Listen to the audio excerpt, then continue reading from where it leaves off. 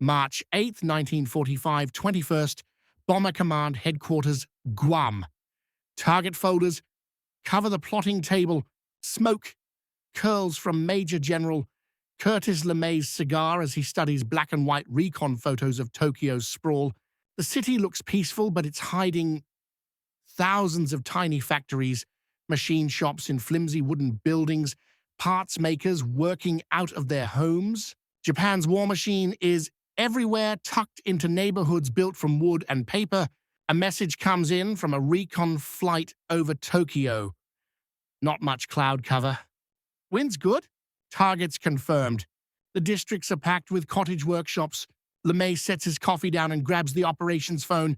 In just a few hours, 334 B-29s will roar into the sky from Guam, Saipan, and Tinian.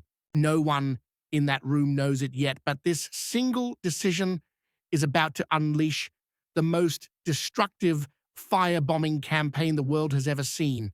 The Pacific War had already taught the Americans a tough lesson. Japan doesn't build its weapons in huge factories like Detroit or Pittsburgh. Everything is scattered, tucked away, hidden among homes and shops. Cut off these lifelines and Japan's war machine sputters to a stop. Japan's whole manufacturing system had changed over the decades. More than half of Tokyo's war output comes from tiny workshops with fewer than 30 workers. You've got aircraft parts being made in living rooms, metalwork happening in backyard sheds, even precision gadgets assembled in old temples. The Mitsubishi aircraft works alone depends on over 300 different suppliers, all scattered around the city. And then there's the B-29 Superfortress, the biggest, most advanced bomber anyone's built. Each plane weighs 20 tons empty, powered by 4 monster engines, each one cranking out 200 horsepower. LeMay stands in front of the briefing board, scanning wind patterns over Japan. His command has 345 B-29s ready to go across Guam, Saipan, and Tinian.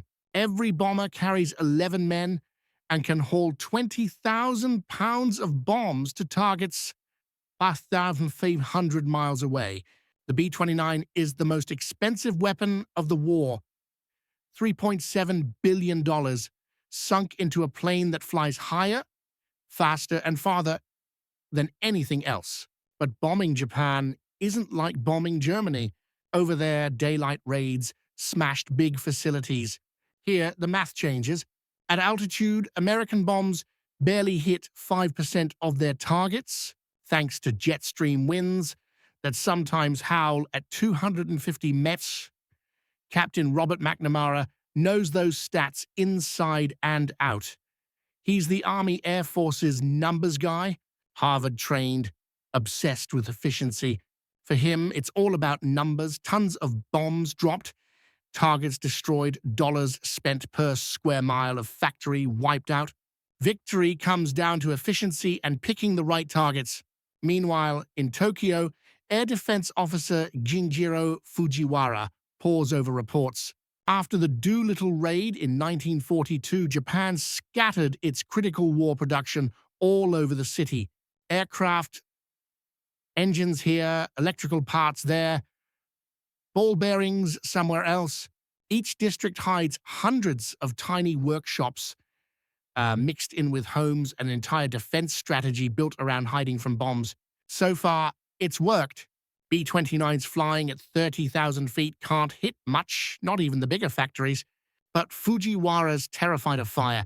Tokyo burned once before after the big earthquake in 1923. The city's made of kindling, and now American bombers are overhead almost every day. He knows it's just a matter of time before the worst happens. By February 1945, the American bombing campaign has barely scratched Japan. The 21st Bomber Command has flown 22 missions since November. The results? Awful. They've hit the Nakajima engine plant at Musashino 7 times and knocked out less than 4% of it. General Henry Hap Arnold, the top man in the Army Air Forces, has staked his career and the future of an independent Air Force on the B-29. Now he's under fire. Congress wants to know why billions spent on bombers aren't paying off, and the Navy's arguing that aircraft carriers are doing a better job than strategic bombing. The Army braced for invasion, still sure that bombing from the air would never break Japan's will.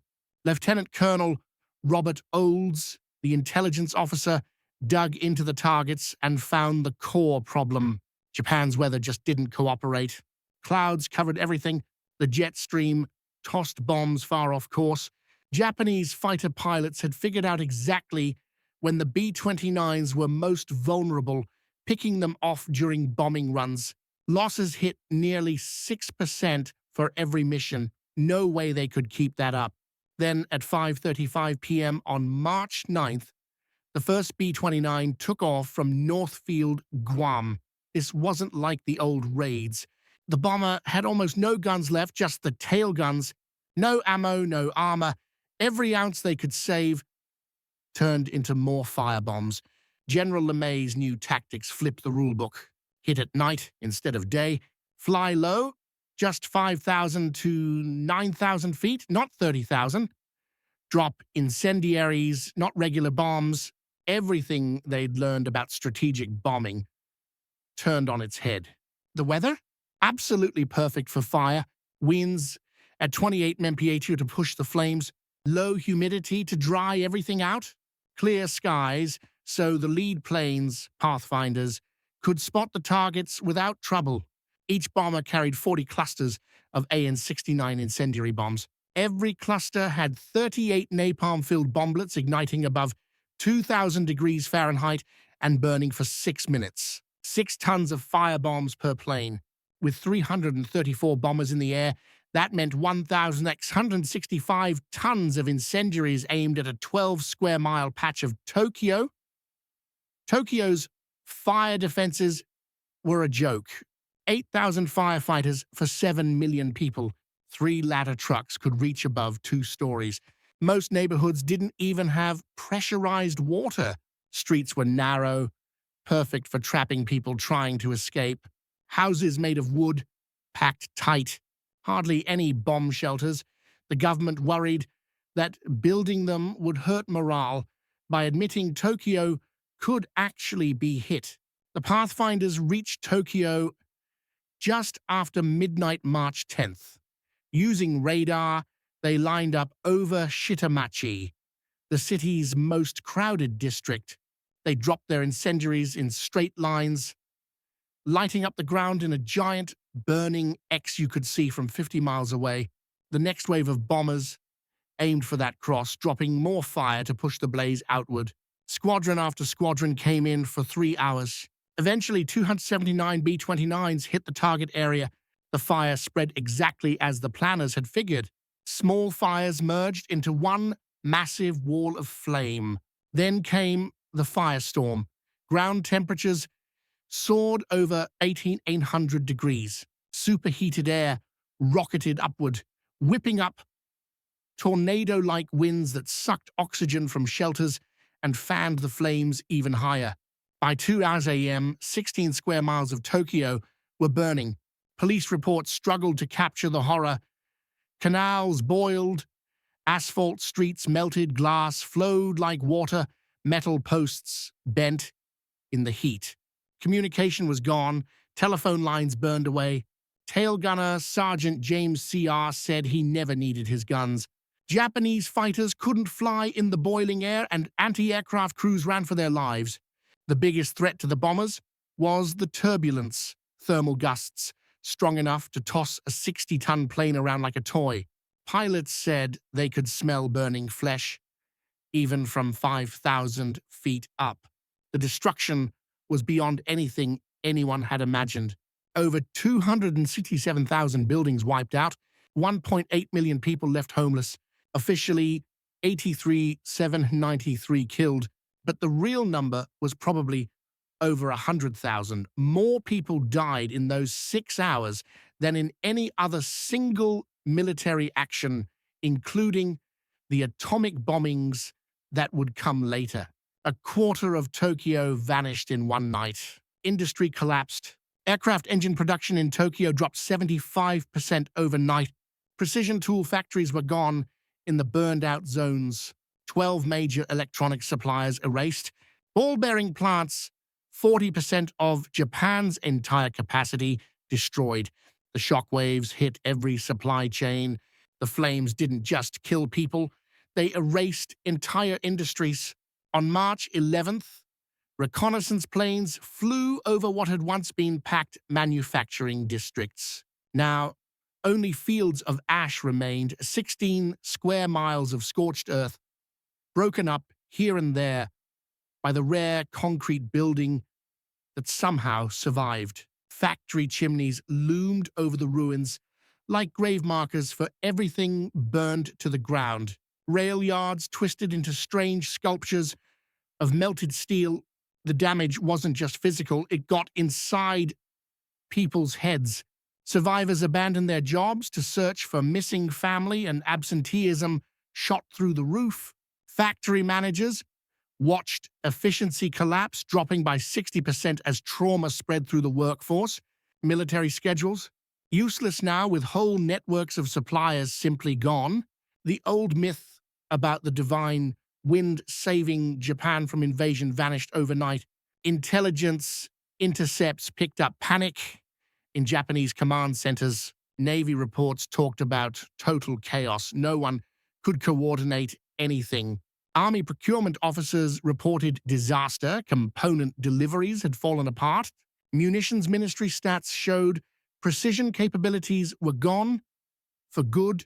The very system designed to resist precision bombing collapsed when faced with waves of fire. While Tokyo still burned, LeMay ordered the next assault. On March 11th, 285 B-29s hit Nagoya, Japan's aircraft hub. The Mitsubishi plant had scattered its work among 300 subcontractors across the city, but the firestorm wiped them out in a single blow. 2 square miles of factories vanished. Aircraft assembly fell by 40% in just one day. 2 days later, Osaka got the same treatment. 274 superfortresses dropped 1,733 tons of firebombs on Japan's second-largest city.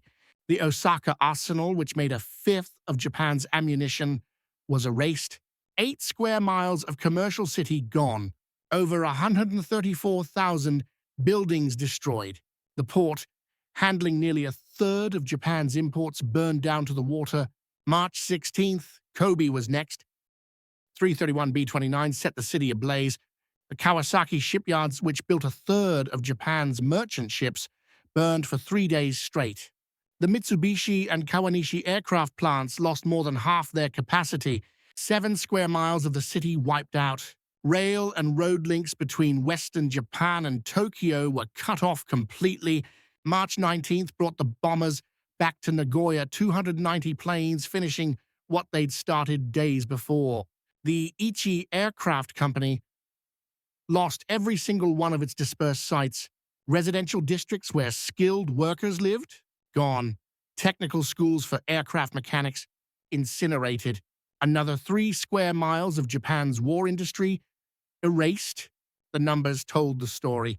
In just 10 days, B-29s dropped 9,373 tons of incendiaries on Japanese cities. 42 square miles gone. 1.5 million people homeless. Aircraft production down 68%. Munitions assembly cut in half. Machine tool output slashed by 72%. The whole interconnected economy buckled and froze, and that was just the start. Operation Starvation kicked off at the same time. B-29s from the 313th Bombardment Wing started dropping naval mines in Japanese waters. These mines, with their magnetic and acoustic sensors, made clearing them almost impossible. By the end, they'd laid 12,000 mines, sealing off every major Japanese port. Imports, already crippled by submarines, dropped to practically nothing. Raw materials ran out fast. Steel needed iron ore from Manchuria and Korea, but no ships meant no ore, no steel, no weapons. Aluminum depended on bauxite from the south, cut off completely. Aviation fuel needed oil from the Dutch East Indies. The pipelines were cut. Food imports stopped. The economy started to eat itself. The bombing campaign didn't let up. April 13th, 327 B-29s hit Tokyo again, turning the Arsenal district into rubble. April 15th, Kawasaki's engine factories destroyed by 109 bombers. May 14th, 472 bombers hit Nagoya in the biggest daylight incendiary raid of the war. The systematic destruction of Japan's war machine just kept rolling. By May 25th, even secondary cities were being wiped out. Yokohama lost almost 7 square miles and nearly half its urban area in a single night. Tokyo burned again, another 16.8 square miles gone. The capital, once home to 7 million people, was now half ruins. The Tokyo-Yokohama area, which used to make over a third of Japan's war materials, simply stopped existing. And the human cost? It was staggering. Each raid killed or wounded tens of thousands. Burn victims flooded hospitals that had nothing to give.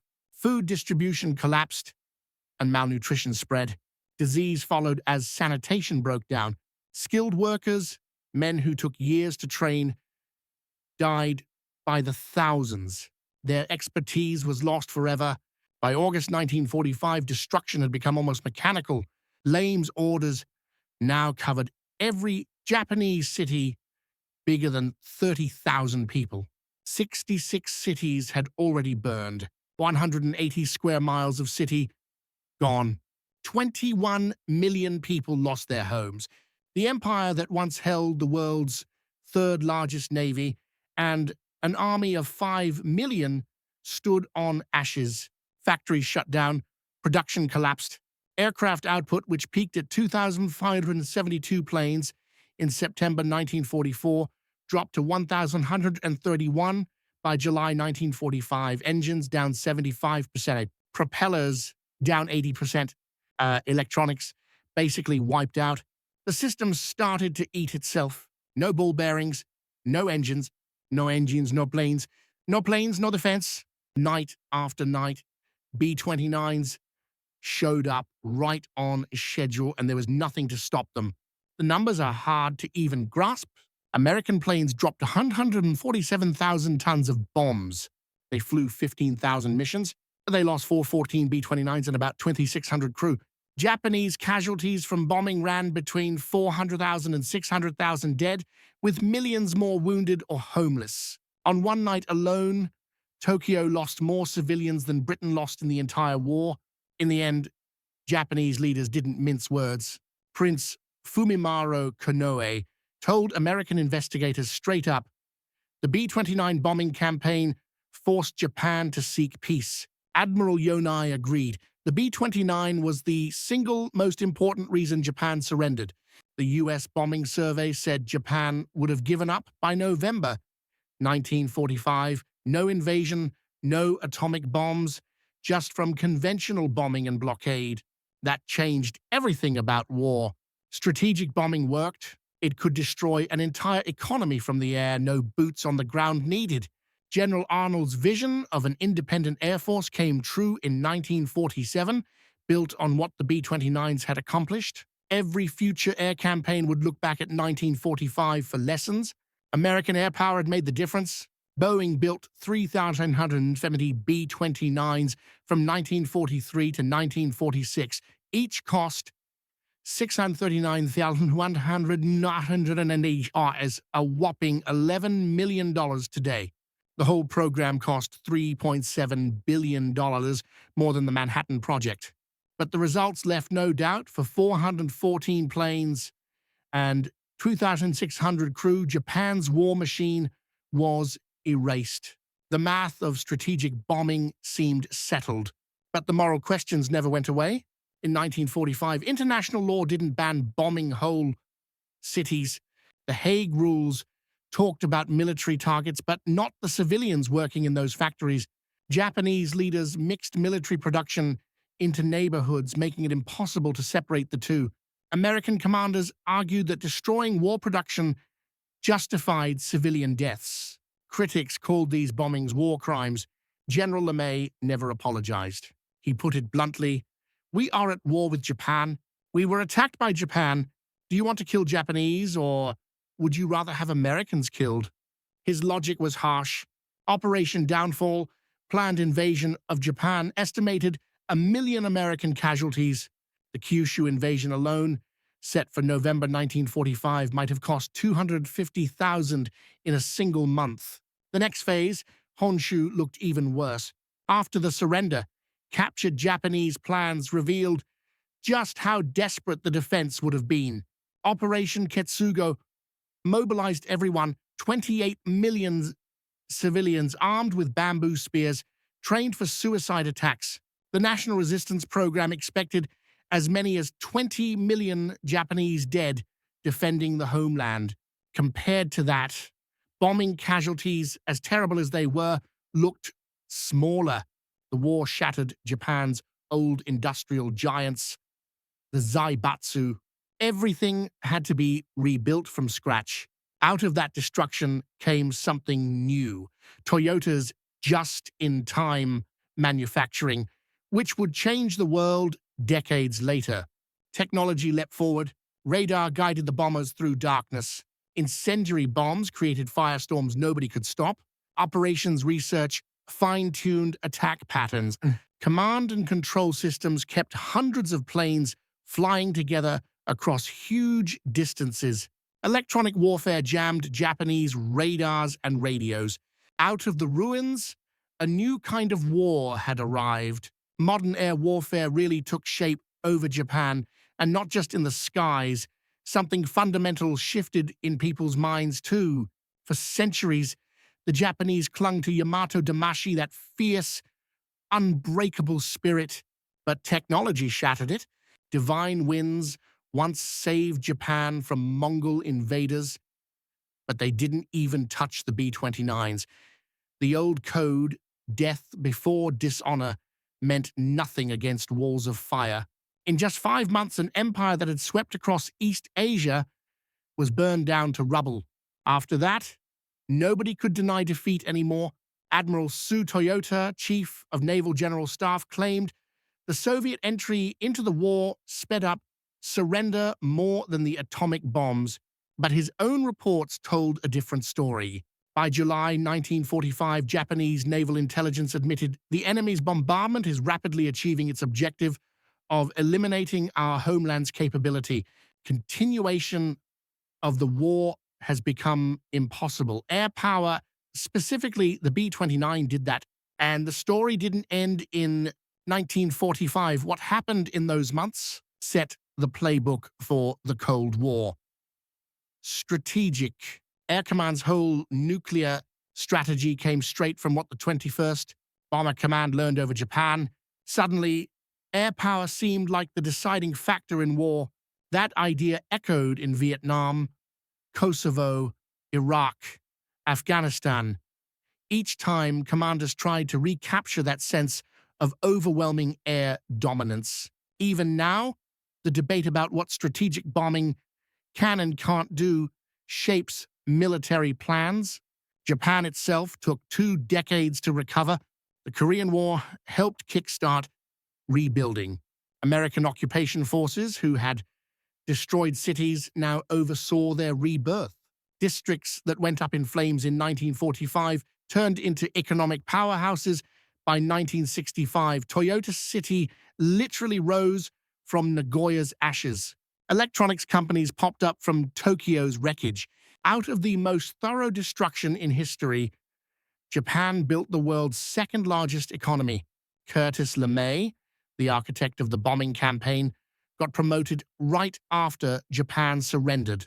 He led Strategic Air Command from 1948 to 1957, and his cold, mathematical thinking, first used to decide how much incendiary to drop on Tokyo, later mapped out which Soviet cities would sit under the nuclear crosshairs.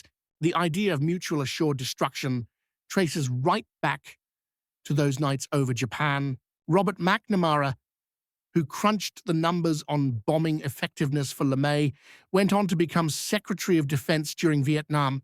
In his documentary, The Fog of War, he looked back on the firebombing and admitted LeMay said if we'd lost the war, we'd all have been prosecuted as war criminals. And I think he's right.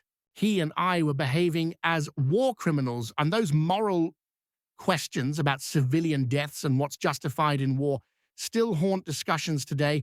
The last B-29 combat mission hit the Nippon oil refinery at Tsuchiaki on August 14th, 1945, just before Emperor Hirohito announced surrender. As the Superfortresses flew home, they got word to stand down. The campaign had wiped out 70% of Japanese industrial capacity. The math was brutal. 147,000 tons of bombs, 66 cities destroyed and economy erased. In Tokyo Bay, the battleship Nagato, once the pride of the Imperial Navy, lay sunk, her mighty guns useless against bombers coming from islands thousands of miles away.